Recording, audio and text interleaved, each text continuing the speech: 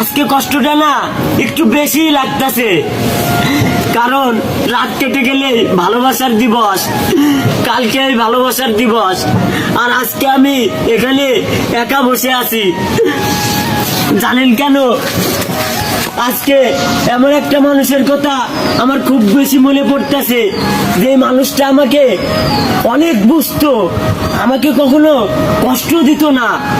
আর হ্যাঁ, আমার কষ্টে সে বেশি কাঁদতো। জীবনে কখনো স্বপ্নেও ভাবি নাই যে এমন একটা দিন আসবে আর সেই দিনটাকে তোমাকে ছাড়া আমার একা কাটাইতে হবে।